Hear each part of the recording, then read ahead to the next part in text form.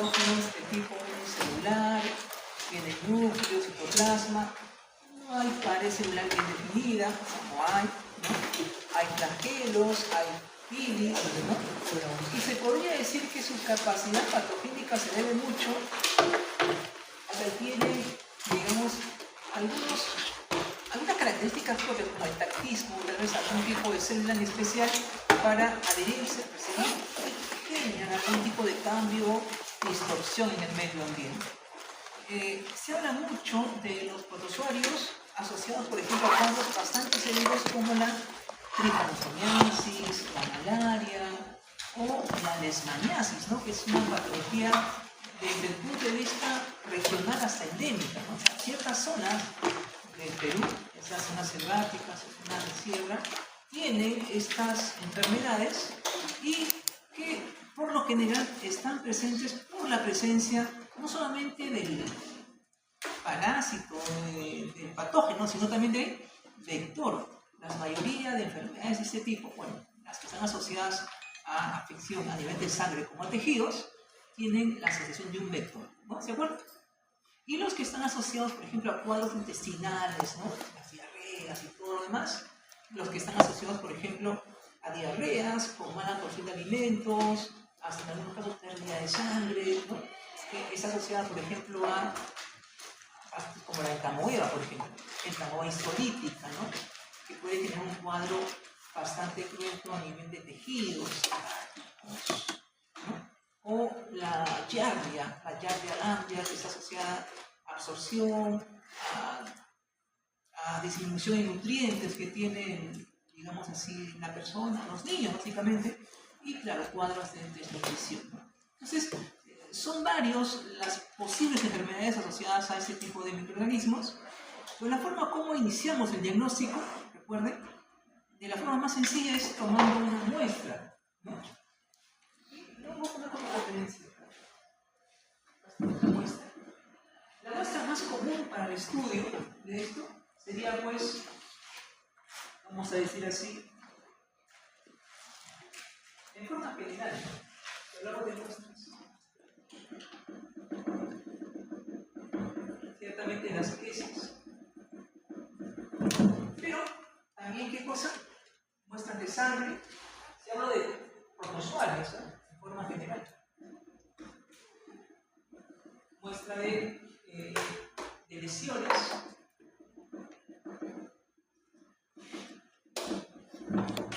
Por ejemplo, exudado.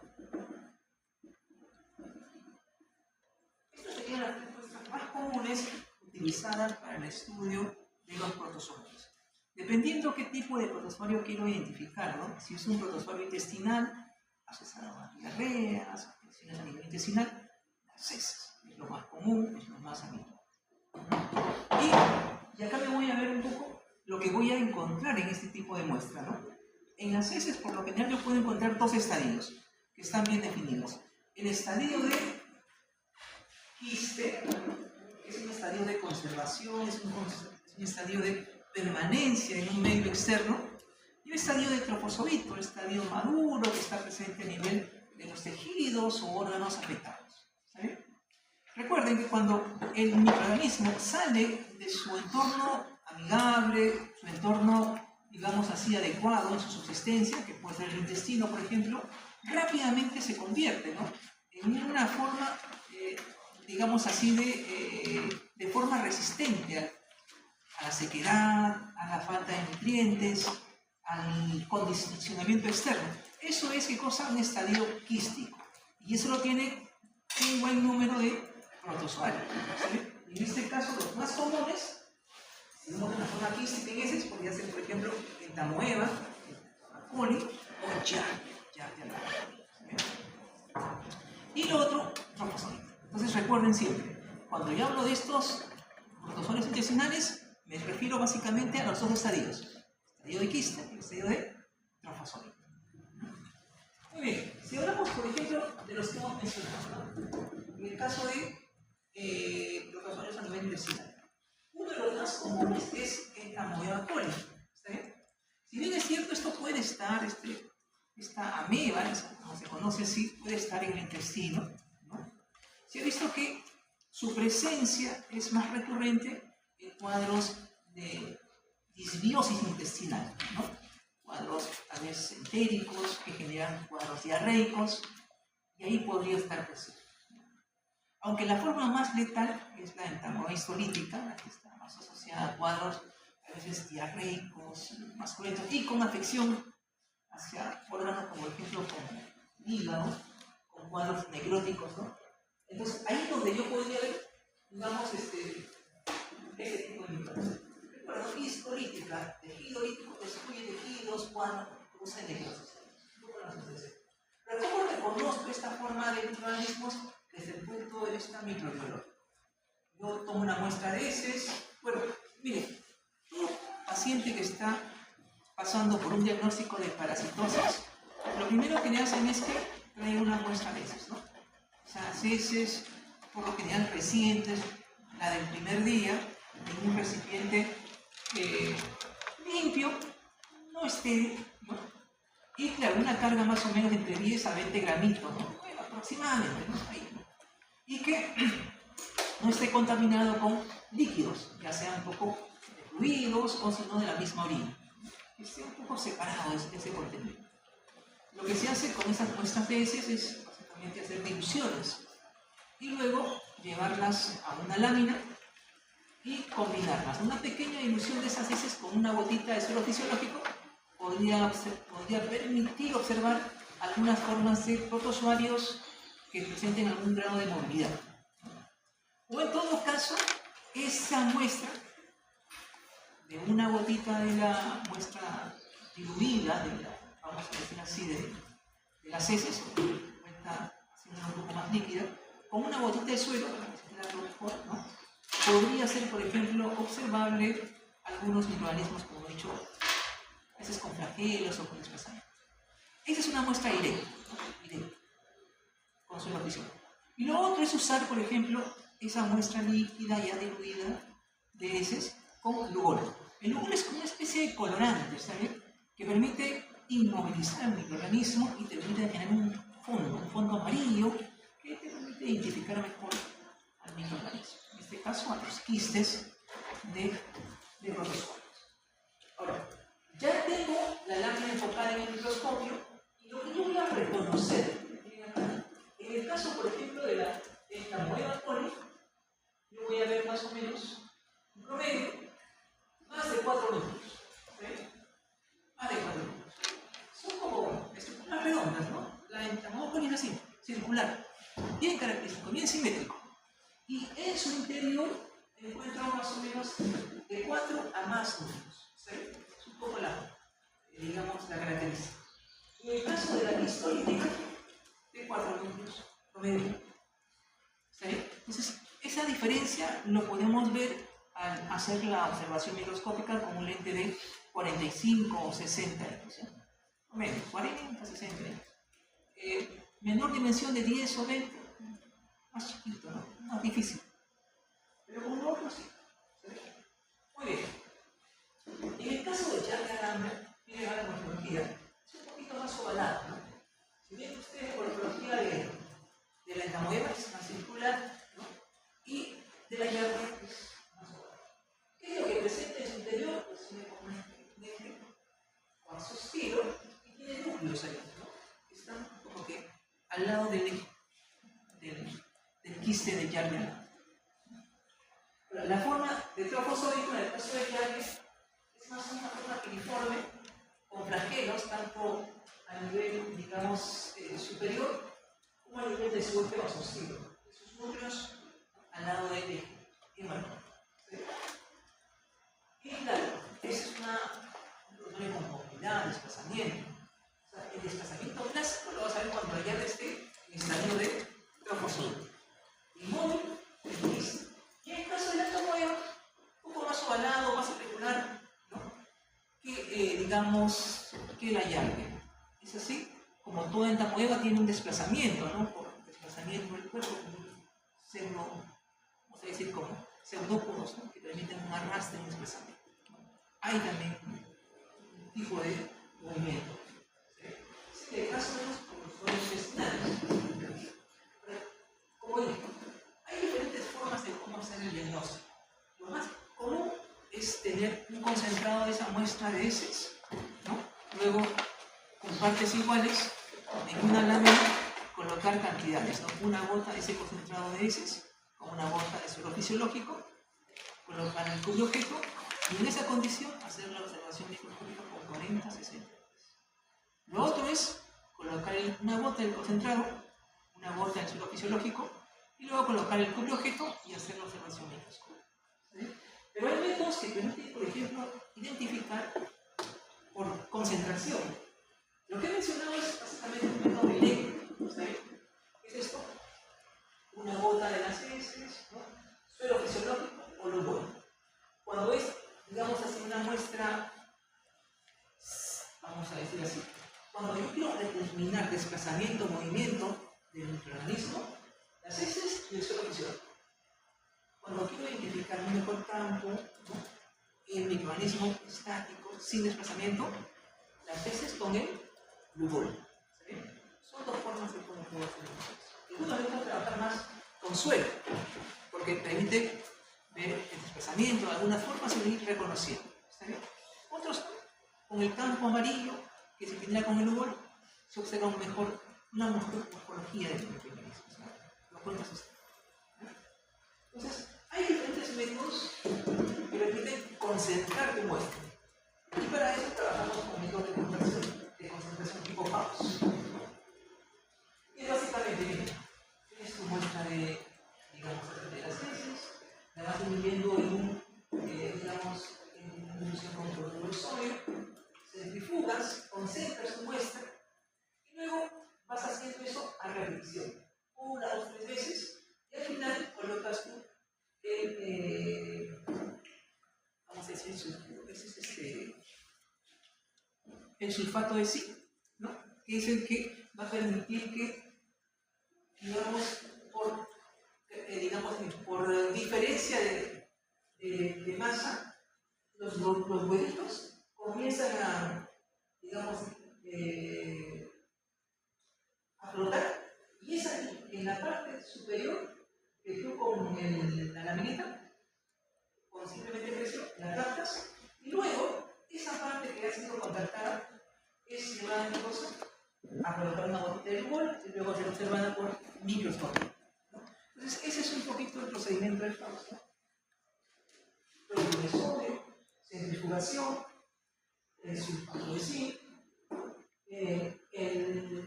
hay el efecto de flotación de los huevitos, esta se va a adherir en la mitad, luego ya adherida, colocas acá el lúpulo y luego haces la observación microscópica. ¿Sí? Eso sería un poco el método de concentración de House. Lo otro sería, por ejemplo, el método de flotación de Willis, que es bastante similar.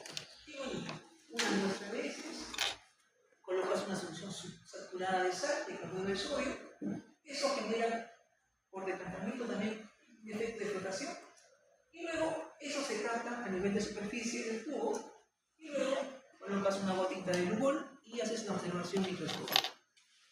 Bien, tanto la de House como la de Willis son procedimientos que se hacen, digamos, no de forma rutinaria, ¿no? Salvo que tú tengas una muestra muy escasa, ¿no? O quieras, digamos así, concentrar, o mejor dicho, tienes un paciente, ¿no? Que tiene la típica sintomatología de una parasitosis, ¿no? Digamos, pacientes que no ha descartado diferentes enfermedades, pero es un paciente que todavía no tiene, digamos, ganas de comer, y cuando come pareciera que no asimilara, cursa un cuadro de anemia, o está pues con un proceso de desnutrición. Entonces tú notas esos casos y ¿por qué no, digamos, el paciente se descarta otra enfermedad? No tiene enfermedad asociada, entonces, y le hacen ese estudio, ¿no? De las heces, así una sellada, pero sale negativo. Entonces ahí lo que se utiliza ya, digamos, con un poquito más de meticulosidad es hacer pruebas de concentración de las heces, de House o Willis. Pero una vez es el método directo, que es un poco el más clásico. En el hospital se hace bastante el método directo.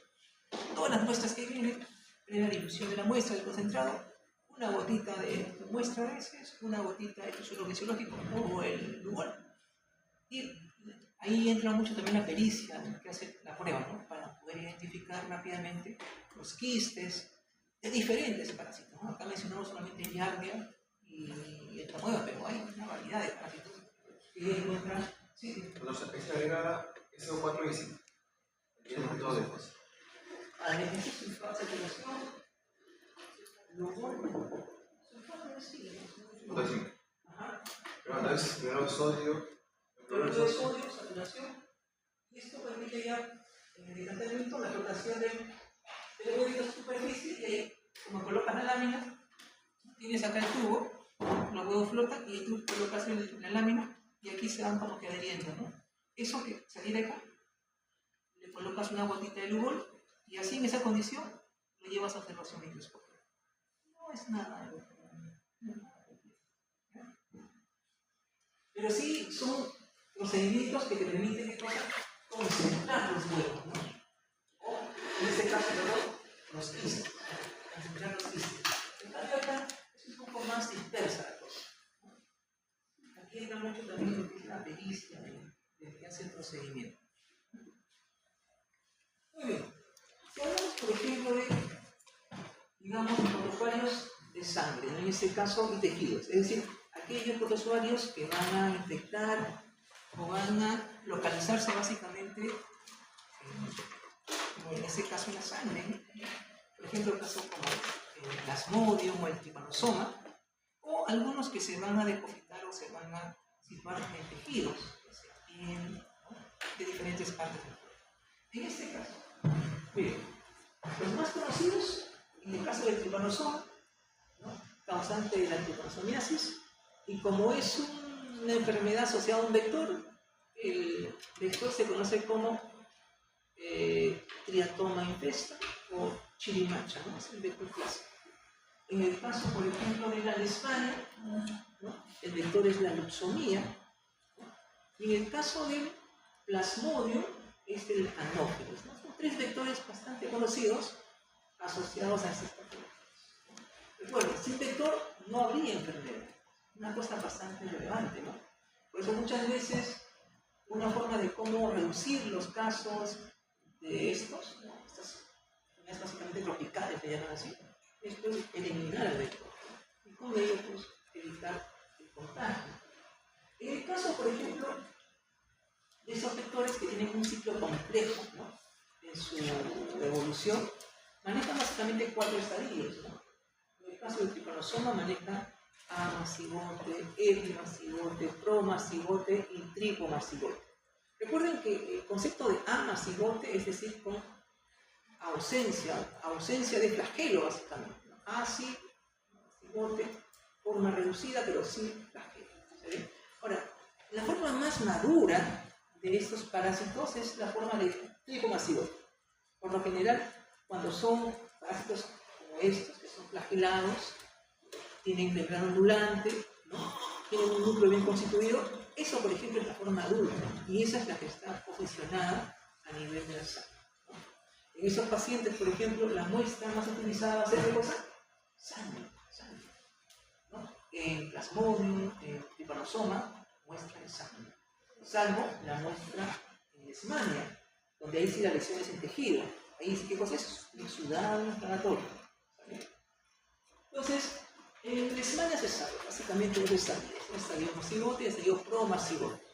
Si el estadio macigote es sin flagelo, el promacigote, ¿no? Y en el caso, por ejemplo, del plasmodium, así casi tiene una gran cantidad de estadios, ¿no? Pero hay un estadio que es bastante típico y que es identificable en las muestras de sangre, que es el estadio de trofozoito. Ese estadio de trofozoito es el que va a invadir el glóbulo rojo y ahí la ubicación, ¿no?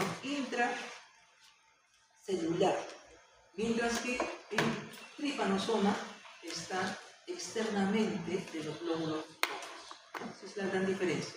Los dos están en sangre, el trypanosoma está fuera del glóbulo rojo y el plasmodium dentro, ¿no? Una ubicación en este caso celular. ¿Cómo yo identifico al parásito? Bueno, si bien es cierto, hay diferentes técnicas utilizadas identificar el calcito, básicamente técnicas de coloración, tipo por ejemplo Leishman, Wright, Yensa, que son técnicas para identificar parásitos en tejidos básicamente. Y uno de los más conocidos, por ejemplo, que tenemos en el caso del Plasmodium, ¿no? Bueno, esta es una técnica distinta, pero cuando venimos de tejidos, es la que tenemos en cuenta. Por ejemplo, hay una técnica conocida como la técnica de la gota gruesa. Es concentrar, digamos así, una gotita de sangre en una área específica, ¿no? ¿Sí? Y luego sobre ello hacer, digamos, la coloración Jensen, ¿no? Ese tipo de muestra, por ejemplo, concentrada, ¿qué te permite? Tener acumulado gran cantidad de glóbulos rojos. Porque la otra forma es que cosa, hagas extensión, colocas una gotita acá y la extiendas, una gota delgada, que es muy utilizada para hacer hematocritos, por ejemplo, de glóbulos rojos, linfocitos, paneo global. Pero esta no, esta gota gruesa te permite concentrar glóbulos rojos y ahí ver qué cosa, si están infectados. Luego de eso, haces esta relación Jensen, que es para tejido, la sangre es un tejido. Y lo que vas a encontrar, ya luego de una observación microscópica, es esto, ¿no? Lo predominante, glóbulos rojos en gran cantidad. El campo está casi lleno de glóbulos rojos. Pero lo que tienes que ver en el glóbulo rojo es que esos están parasitados, están infectados internamente por una forma más o menos, se nota como una especie de anillo, ciertamente, pero lo importante del anillo es ver en un extremo, en una parte de ese anillo, como una estructura corpuscular. Que sería como el núcleo y todo lo demás en el cuerpo que forma. Esta característica, por ejemplo, es la del anillo o le llaman así trofosodito anular. La característica del anillo tipo. Entonces, esa sería la forma diagnóstica, ¿está bien? La forma diagnóstica. Como expresa. Ajá, exacto. Y aquí, ¿está bien? Como si fuera un brazo ahí, lo cierro. Este es el trofosodito. Y ahí hay varios estadios ciertamente, ¿no? Pero esta es la que nos ayuda mucho en cosas de diagnóstico. En el caso, por ejemplo, de la tripanofoliasis, lo que vamos a ver en el caso de la tripanofoliasis, que sería acá, igualito, voy a encontrar un campo, vamos así, lleno de gran cantidad de glóbulos rojos, pero ya el parásito lo encuentro por acá. Tripanosoma tiene una morfología más o menos así, ¿no? Parecido con eso.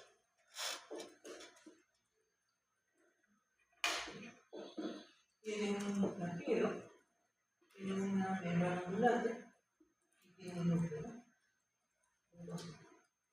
Esa sería un poco la morfología de tripomastigote, que estaría pues fuera de los glóbulos. ¿Sí?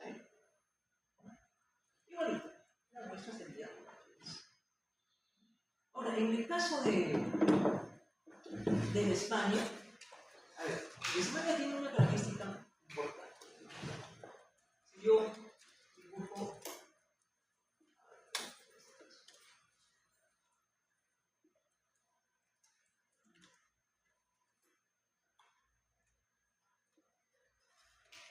un polimorfo nuclear, ¿está bien?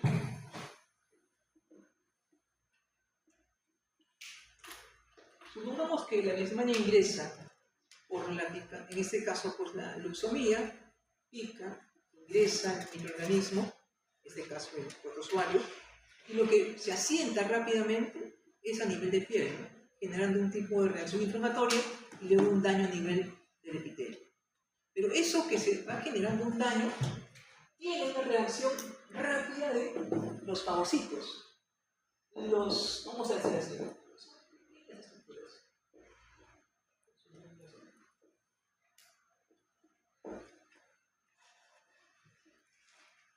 como todo elemento extraño, el fagocito viene y comienza a fagocitar.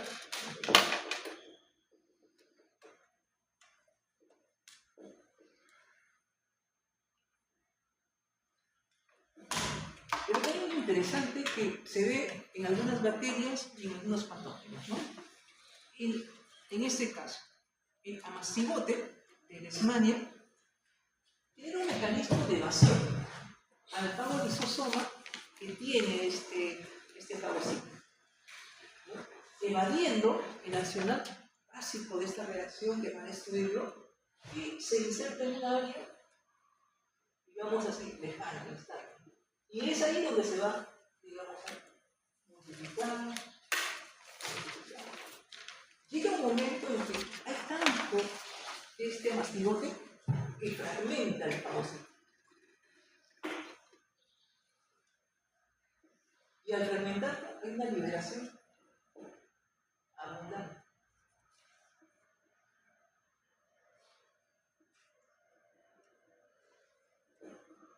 Esto es lo que vemos como nido. Nido de mastigote.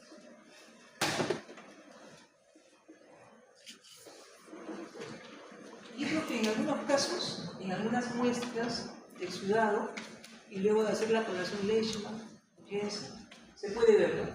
Como que polimorfos nucleares fragmentados con una gran cantidad de mastigotes ahí a su alrededor, ¿no? Como que desprendiéndose de ahí. Nido de mastigotes. Podemos verlo así, o podemos verlo como una forma, en algunos casos, siempre y cuando lo enfoquemos, ¿sabes? Muy bien, eso sería un poco en el caso de Leishmania, ¿no? Recuerda que Leishmania pues, es una enfermedad que tiene mucha relevancia en el Perú, ¿no? Porque sus cuadros endémicos, si bien es cierto, ya han disminuido, pero sí hay uno que otro que se presenta cada cierto tiempo, ¿no? El Hospital 2 de Mayo, ¿no se en el Hospital 2 de Mayo? Ahí, por ejemplo, hay un servicio de medicina tropical, ¿no? Es el servicio Santa Rosa, si no me equivoco. Ahí, por ejemplo, van llegando los pacientes que sufren esas patologías, ¿no? Ya sea de leishmaniasis, de trypanosomiasis, que a veces no son atendidos en su área, ¿no? La leishmania es un cuadro bastante cruento, ¿no? Es una lesión ulcerativa, conocida como UTA, que si tú no lo controlas va creciendo, ¿no? Una cosa pequeña va creciendo, abarcando más área de la piel, ¿no? He visto casos en que, por ejemplo, una vez le picaron acá en el cuello a un paciente y comenzó a crecer, se abarcó casi gran parte del cuello. Y tuvieron que, pues, tratarlo, ¿no? Con medicamentos intradicionales ahí, para poder un poco reducir la presencia de microorganismos. Muy bien. Y hablamos de vectores, mencionado, ¿no? Digamos ahí, los tres clásicos, ¿no? A ver, diatomitesta, anófeles y sonia. Y hablamos un poco también de ectoparásitos, ¿está bien? Aquí hablamos un poco de la pulga, el piojo, todo lo que puede invadirnos de forma externa, pero de alguna forma también generarnos algún tipo de afección, ¿no? Por ejemplo, tanto la pulga como el piojo se alimentan de nuestra sangre. Son animales hematófagos, vamos a decir así. ¿Todos hay mosquitos? No, el zancudo no. Mosquitos tampoco se alimentan de la sangre, alimentan de alimentos, digamos así, que encuentran en el medio externo, basura, residuos, ¿no? Básicamente. Lo que se ha visto en el caso de los mosquitos tipo las moscas, vamos a decir, ¿no? Son menos las moscas, ¿ah? Porque hay mosquitos que tienen una alimentación hematófaga también. Pero las moscas, ¿no? Las moscas son básicamente menos transportadores mecánicos, ¿está bien? Mientras que acá, muy importante, estos vectores son, digamos así, transportadores biológicos, es decir, dentro de esos vectores, estos protozoarios pueden desarrollar alguna parte o algún estadio de su ciclo biológico, de su ciclo de vida. En cambio, la mosca básicamente transporta, ¿no? Ya sea bacterias o otro tipo de microorganismos, sus patitas aéreas hay, pero no lo lleva en su interior y tampoco no se desarrolla nada dentro. Es un poco lo que conocemos como un vector biológico y un vector mecánico. A los de acá, tipo Trypanosoma, Anopheles, es un vector biológico. Y a la mosquita, un vector mecánico. Y claro, los arácnidos, ¿no? También como elementos artrópodos, ciertamente, que están parte del entorno a veces de la casa, ¿no? Áreas donde a veces no llegamos, las esquinas, por ejemplo. Es más probable que ahí, por ejemplo, las arañitas estén formando vamos a decir, como nidos, ¿no? Porque son zonas digamos así, enmayaditas, ¿no? Que generan básicamente para atrapar sus alimentos, ¿no? Y claro, eso estaría asociado de alguna forma, si uno toma contacto con ellas, con algún tipo de reacción inflamatoria que se pueda dar, ¿no? No sé si ustedes han tenido experiencia de que es una arañita que está picada, no se han convertido como el hombre araña, nada de eso, ¿no? Pero sí lo que les ha sucedido es que pues, esto se ha dermatizado, enrojecido y todo lo demás, pues, ¿no? Ningún problema. A lo más a veces un poquito de fiebre, pero pues, las toxinas que tiene ahí como parte, digamos, de su mecanismo de defensa. Entonces la pulga y el piojo también se consideran como vectores biológicos. No, esos no son vectores biológicos, ¿ah? Básicamente eso no se hace. Estos son ectoparásitos, ¿sabes? No son vectores, ¿sabes? Vectores yo no considero, por ejemplo, algo que permite transmitir, llevar algún tipo de patógeno o microorganismo. La mosca es uno de los ejemplos clásicos. Por ejemplo, se habla mucho de la mosca y asociada a la enfermedad, como, no sé, como fiebre tifoidea, ¿no? Muchos dicen que la mosca está pues en todos lados, ¿no? Sitios donde abunda la suciedad, ¿no? Donde están a veces las excretas y a veces ahí pululando, ¿no? Cargando microorganismos. Ya hace años he hecho un estudio viendo la capacidad que tiene la mosca de transportar, por ejemplo, bacterias como la Salmonella typhus, causante de la fiebre tifoidea, y ver la presencia de la enfermedad. Bueno, el estudio votó porque podría haber, claro, algún tipo de contacto con la bacteria y el traslado, el contagio, ¿no? O, digamos, el contacto con el alimento, un tipo de sustancia que tú puedas consumir. Pero la carga bacteriana es tan escasa o es poca que pues la enfermedad no se llega a desarrollar, ¿no? Pero tampoco eso quiere decir pues que, a ver, no hay que tener cuidado con las moscas, no hay que reducirlas o tenerlas en un mínimo, en una mínima cantidad, ¿no?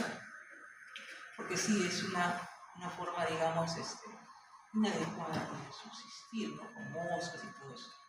Por eso es que siempre recomiendo, si van a comer en un sitio, pues que el sitio pues, no esté plagado, por lo menos no tenga muchas moscas, ¿no?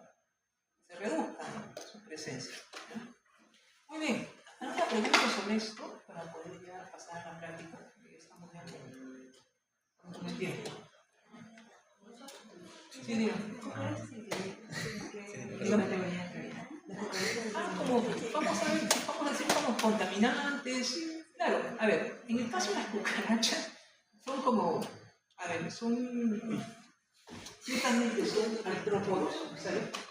Son artrópodos que son, vamos a decir, como contaminantes, pueden generar pues ambientes inadecuados de higiene, pero como patógenos, no está pues en la línea, ¿no?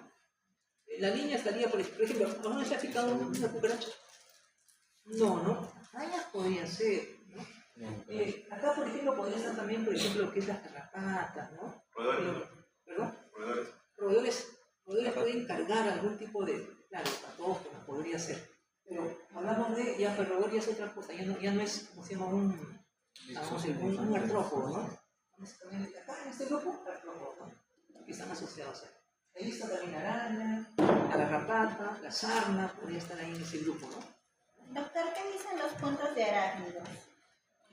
Arácnidos, acá, Ajá. los oceles, la eta, y la araña casera, y la Trodectus mantis, que es la viuda negra. Casera que está en casa, ¿no? Que estamos ahí constantemente encontrando. No sé, pero yo encuentro en mi casa, yo limpio mi biblioteca y ya al día siguiente encuentro una arañita ahí, ¿no? Y rapidito, ¿ah? Es justo, acá está mi escritorio, sí, por acá conecto mi laptop y justo en una esquinita, ahí, hay una arañita ahí que siempre aparece. Limpio, pasa 1 o 2 días, nuevamente aparece, ¿no? Ya es como que tiene un recinto. O sea, tengo que sacar todo ese archivo digamos, a ver, ahí tengo los estantes, con una gran cantidad de libros, entonces me da flojera sacar todo eso porque es bastante material. Pero algún día hay que hacerlo porque ahí debe tener su casita, ¿no? Tremendo. Creo que sí, bueno, harías esas como moscas. Claro, esas son como que las que dicen que mantienen, como dice, el equilibrio biológico, ¿no? Ahora, claro, las moscas tienen que morir de alguna forma. Envejecen o por ciertos depredadores, en este caso, las arañas, ¿no? O sea, todos tenemos algún tipo de depredador, ¿no? Viene un león a comerlo, ¿no? Un depredador por nosotros. Pero nosotros podemos abusar un poco de los menores. Entre comillas, vamos a decir así. Doctor, creo que también existe luces así con corriente, creo, o sea, se acercan no sé si las moscas, creo, también, y se mueren, ¿eh? O sea, como que se electrocutan. Eso también podría reducir no sé cómo se le llama eso. Raquetas, ¿no? Para los mosquitos. A la raqueta. Claro, que se pone, se coloca ahí y... Hay mallas, ¿no? Que son, Ah, parece, con un circuito de corriente eléctrica y Claro, sí, sí, las elimina, sí. No, pero a mí me parece muy interesante, por ejemplo, si ustedes van a los centros comerciales, ¿no? Al metro, todos, ¿han visto moscas? No he visto. ¿Y por qué se da ese caso? Tienen esa cosa. Tienen un sistema, ¿no? Un sistema de ventilación, de frío, que parece que eso, digamos El así... frío te da uno. yo no he analizado, pero sí, no he encontrado, ¿no? Pero es de frío y tiene un sistema que aparentemente, pues, las espanta, ¿no? Porque tú vas al área donde están las frutas, donde están las verduras o donde están la carne, tampoco. O tú vete, pues, a tu mercadito, ¿no? La carne está ahí pululando, está, ¿no? Como bolsa, pues. Claro, exactamente. Entonces, ves la diferencia, ¿no? Ahí, pues, hay un cuidado un poquito más, no sé, mejor, pero es parte de lo que ofrecen, ¿no? Algunos tiendas, los supermercados. Muy bien, chicos, vamos avanzando, ¿eh? Sí, doctor.